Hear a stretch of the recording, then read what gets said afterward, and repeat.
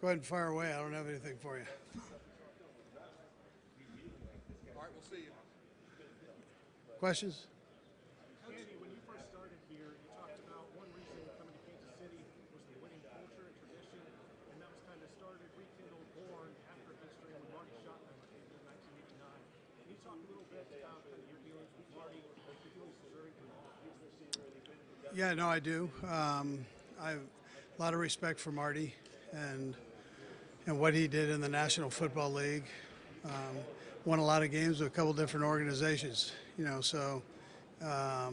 was just a heck of a guy. He not only was a player, but then he touched the league as a coach, and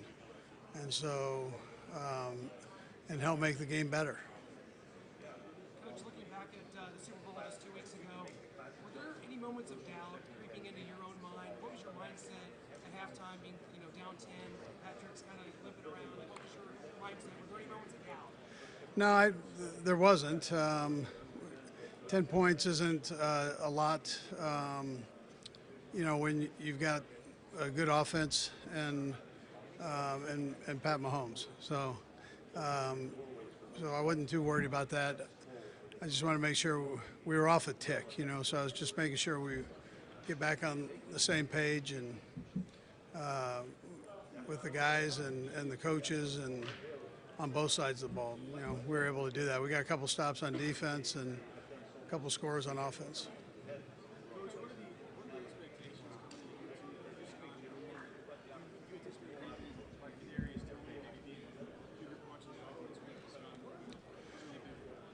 Yeah, I think both of them, Sky and KT, will probably have bigger roles. As they come in, they'll be more familiar with the offense mainly, and so you can utilize them in different ways. Both of them are very talented.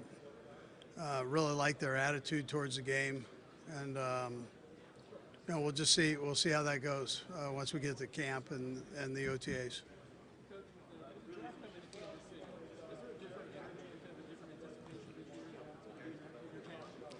I think it's great for Kansas City. I think it's great for the National Football League.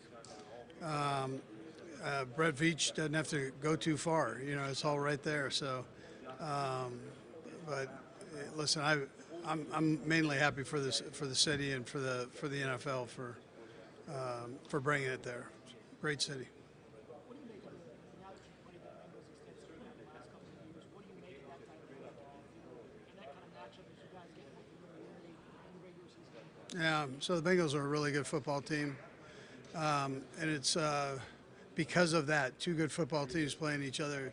It's developed this rivalry, if you want to call it that. So the way I look at it, it's a well-coached football team, and they've got good players, and so it's a great challenge, and that's why we're in this. That's why we're in this business. So a lot of fun. Those games are a lot of fun. Great competition.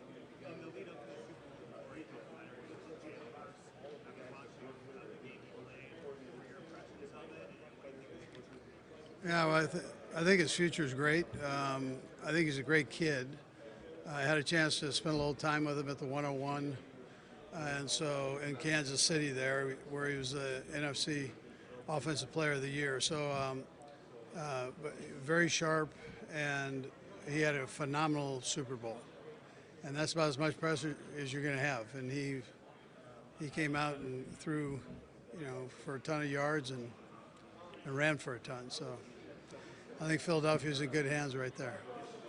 He obviously taking a new job with Washington. Your general thoughts on him leaving the organization and the elevation and promotion of Matt Nagy to the offensive coordinator? Yeah, so I'm so happy for EB to have a chance to put his name on an offense, and this is his now. He's working for Ron Rivera, who's a dear friend, and more of a defensive head coach than offensive head coach. So this allows EB to do his thing, and I'm happy for him. I wish, and I'm wishing him luck with that. I'm also wishing him luck going forward. Obviously we're trying to get him to become a head coach. It didn't work out that way, but that's not, it's not over yet. So I think he's going to do a heck of a job here and really be able to show his personality within the offense. Andy, with the Super Bowl being kind of as late as it is now, what have you done since then to prepare for it? Yeah, I've worked on, staff things. Herbie mentioned Matt Nagy, and so there's a process you have to go through and talk to people and interview people, and so that's what I did. And between Pep Hamilton, who was phenomenal, Marcus Brady, phenomenal, and then our own guy Matt Nagy that was here. Phenomenal interviews, and just talking football is incredible. I mean, I got to do this for a good week, and I enjoyed every minute of it. And it just tells me that the league's in good hands. We got some good coaches out there, and I'm excited about that. Yeah. As far as Matt Nagy is concerned, he was the quarterback coach, but now he's offensive coordinator. Is he retaining the title of quarterback coach, or is David Already going to be a natural promotion? Yeah, so Dave would be, I'll end up announcing that here. Well, I guess I'm doing it right here, Herbie. So, yeah, David will work into that. Again, I went through an interview process there. So it's Bush Hampton from Boise State was one of the guys I talked to. Again, he's at the college level. He had been with the Falcons at the college level, but, college football is in good hands with him. So Boise State, I'm happy for them. But but he's the natural fit in there, and that's what he'll be doing. Yeah. Coach, have you had the chance to talk to Patrick since he made his decision and then what was his next? Yeah, no, I have. We're all very happy for him. I mean, I was that press conference was unbelievable, and so here he is in the state capital or in the country's capital, and I can't tell you how heck it could end up being president. When you have a quarterback who's at a high level, what's the biggest challenge to make sure that you sustain and help him grow when you've got some of these times? Sure. Well, you're always going to try to bring things to the table that are new for him, and so he can continue to grow. He wants to grow, which is the most important thing. He wants to be the best, which is important, and he's going to work his tail off. He's already started, so I mean but that's how he's wired, and so as coaches, you're going, hey, let's gather up some good stuff for him so we can add to the repertoire of plays that he already has.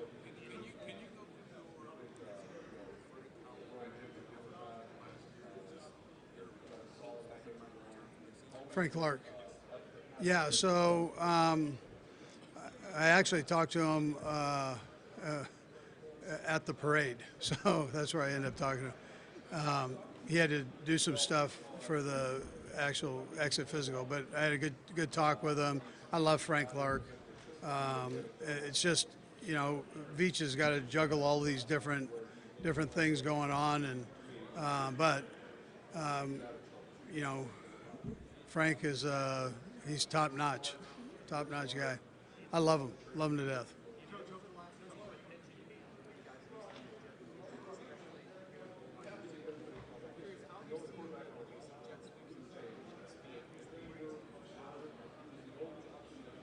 Yeah, well, it depends on who you're giving the ball to. That helps. I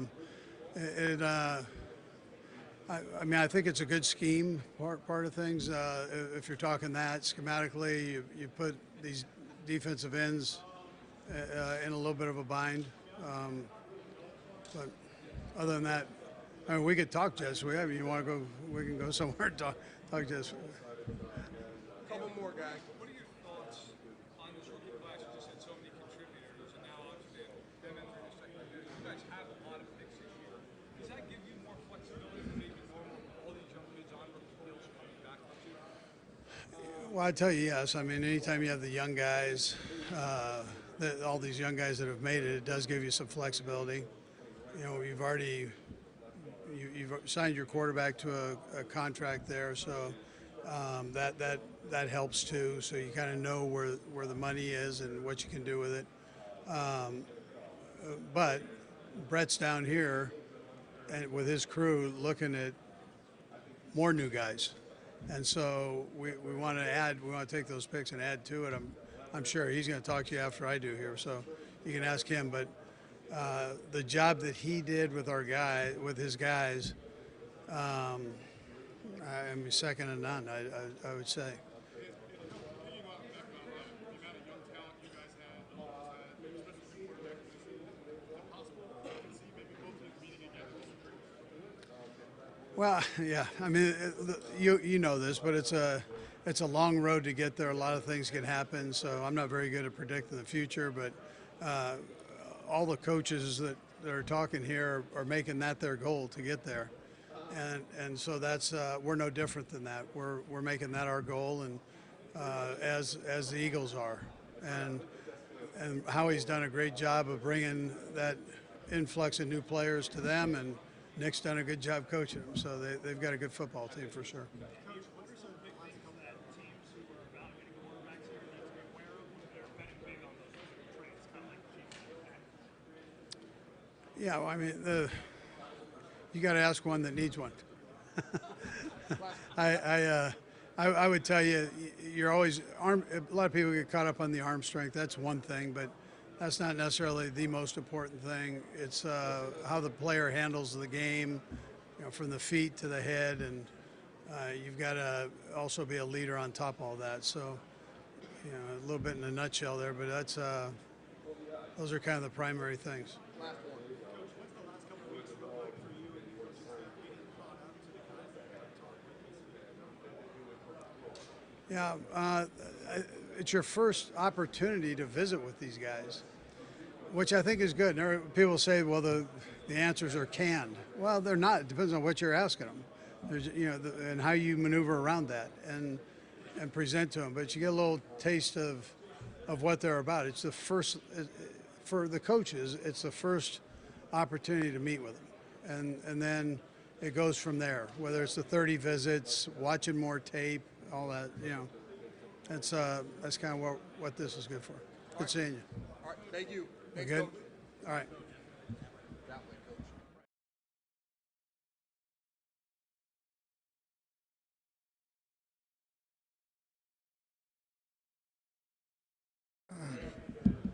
All right, really just to put a bow on last season, I mean, what an amazing year.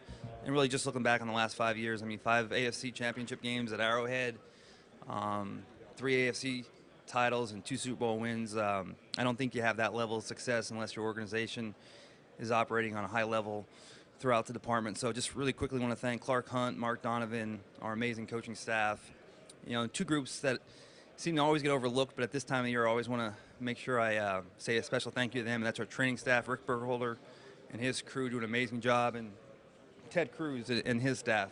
I mean, these guys do so much behind the scenes, and they take a lot of stress off of coach and my staff, and also take a lot of stress off of Pat Mahomes. So that's a big deal for us. So I want to thank Ted, and then lastly, my staff. Love seeing them this time of year. Last year we came here and there was a lot of questions about our roster and how do we turn the page, and I think when you have the GM Blue Book, it kind of says smart in free agency and built through the draft, and I think I've learned over the years that as you have more and more success, that becomes more difficult because the players cost more and you're picking late in the draft. So, last year we really had to, slam dunk this thing from start to finish, and it was one of those years that GM dreams of. Just, everything seemed like worked out, whether, it was the offseason with Juju, MVS, and Jay Reid, Carlos, and then the draft.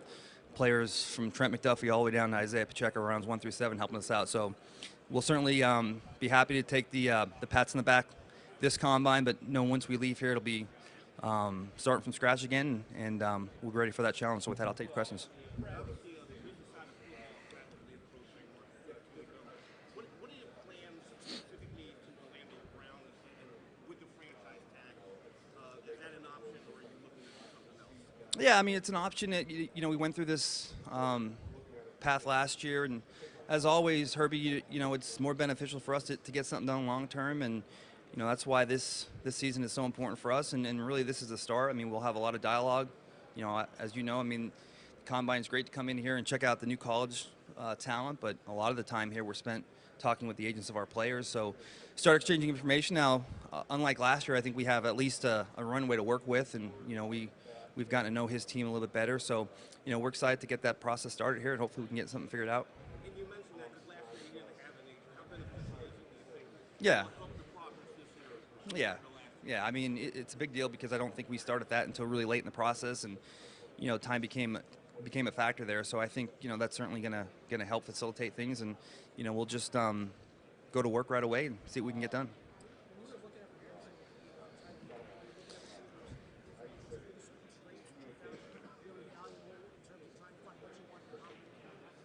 Yeah, I think the unique thing about Patrick is he can really play any style of football, and we've seen it throughout his career. I mean, he can play the up-tempo run and gun stuff, but I think last year was a good kind of turning point for our team, and we saw a lot of different coverages, and teams forced us to play patient. But I think when we looked at that trade last year, I think in our mindset we knew you're not going to find another Tyreek Hill, so let's just go out there and get good football players.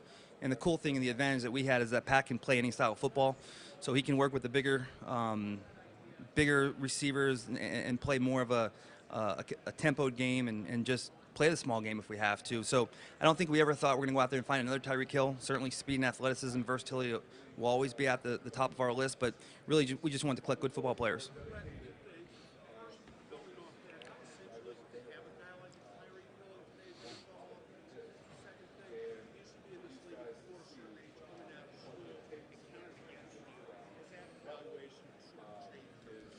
I don't think the age one, as far as Tyreek Hill, I mean, that speed, I mean, any team is going to want that. I think it's probably more imperative depending on the quarterback. I mean, like I said, the cool thing about having Pat Mahomes is certainly if you get him a Tyreek Hill, it makes your team more dangerous. But I think Pat showed yesterday that, or not yesterday, but last year, that he can, work with a variety of skill sets and be effective. Good.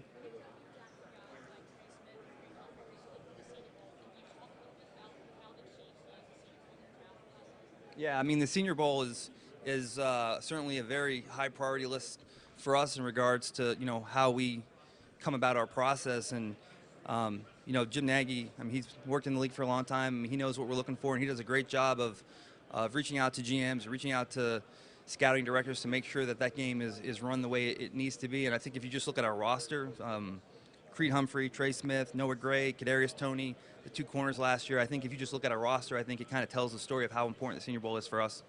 Yep.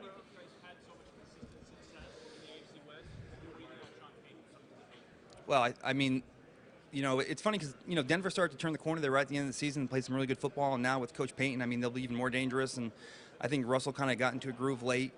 Our division is really tough, and I think that was one of the things that really helped us in our playoff run. I think playing the Chargers twice a year and the Raiders, and the Broncos got off to a little bit of a slow start, but I think they played good football late.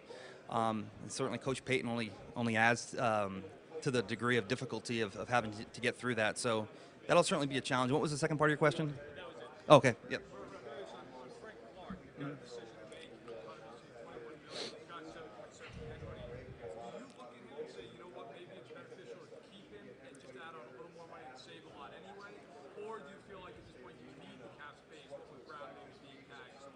Yeah, I mean, we'll probably, to a certain extent, need some cap space, but, we have a long history with him and his agent, too, so he'll be one of the many conversations we have this week, and look forward to getting with him and seeing if we can work something out that makes sense for both parties.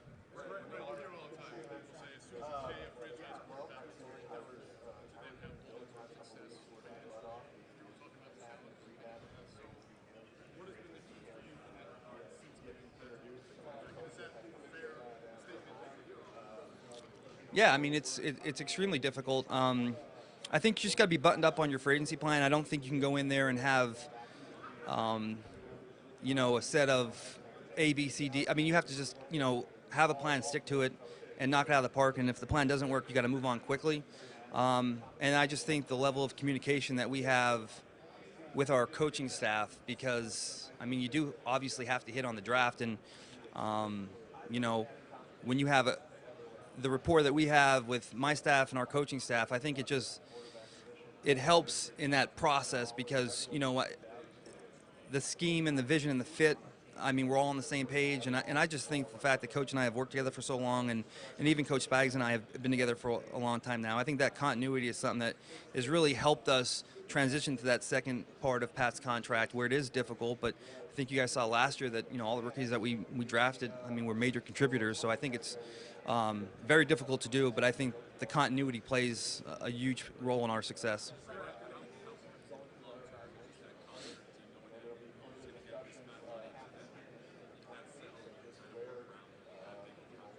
Yeah, I mean it's a huge advantage for us just because I think we know what our off season looks like for the by and large. I mean it's always going to change, and I mean look, the cap's going to go up now, and hopefully now we have had some successful off seasons and everything's back to normal. Knock on wood.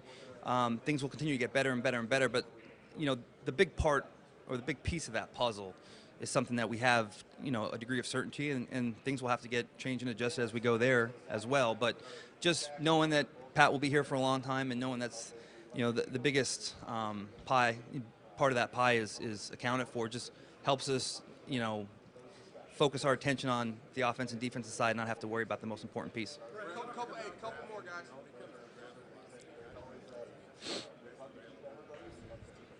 Yeah, I mean, we always try to stick to best available. It's probably a cookie cutter line all GMs use, and it does become difficult sometimes when you have certain position groups that are really deep, because you do think maybe he's a little higher in value, but there's depth in that position, so maybe you can get something similar. So it's just working the board and really trusting your guys at the end of the day. Handicapping teams and their needs is a big part of that, and that's where our pro department comes into play in this college process, just kind of projecting what other teams will do. But I mean, yeah, you always try to stick to just the best player, because it is a game of attrition, so you can sit there and think that you're deep at a position. I remember a few years ago we thought we were really deep at defensive line, and within the first 3 or 4 weeks we lost 3 of them. So you always want to make sure you take the best player.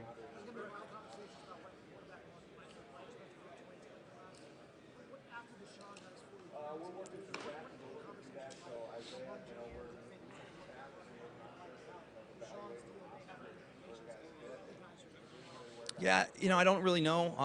I mean, that's a fair question. It's a good question. I mean, on one end, we have Pat's deal done. On the other end, we'll certainly have to monitor the rest of these deals, and we have a lot of years with Pat contracts. So I mean, that's something we'll have to read and adjust as time goes. But I mean, we'll just see. I mean, all these teams, are structurally different. How they handle contracts like this are different, and how the cash flows are different. So it'll be an interesting time frame, and we had to go through that. That hurdle there. Now Cincinnati and San Diego and these teams have to go through that there. So I'm kind of like you. I'm anxious to see how they work their deals, and we'll be taking a look at every aspect of how they do that. Last question. We're talking about the receiver position going into the draft. 2019 Metcalf's in there. You guys move up, so you take the full Harvey.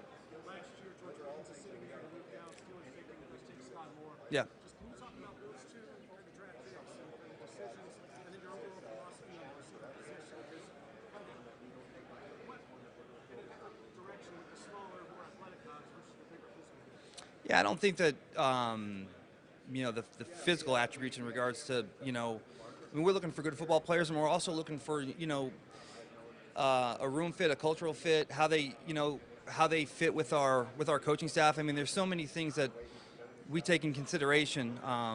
Every year when you have these drafts and you see whether it be a mock draft or guys listed on the board. I mean, I think people tend to forget that there's a lot of dialogue. It's not like the Chiefs like smaller receivers. No, I mean, we like good football players, but do they pass the medical? Do they pass, the interviews with our coaches, with our offensive coordinator, with our receiver coach, with our head coach? Is the chemistry there? Do they feel like they'll be a good blend in our locker room with our current receiving group? So there's a lot of things that factor into it. And, I think in both those cases, I think we felt like the fit from the health, medical grades to the, how they interviewed with us, and how we thought they'd come in and catch on quickly, and how we can move them around, things like that. I think we take all that into consideration, and sometimes there are factors, and I'm not saying anything to do with those two guys, but just as a whole, I think there's a lot of underlying information that we have to just be accountable for, and sometimes they move you in a different direction, and you continue to just move on and learn from each experience. All right, thank you. Yep.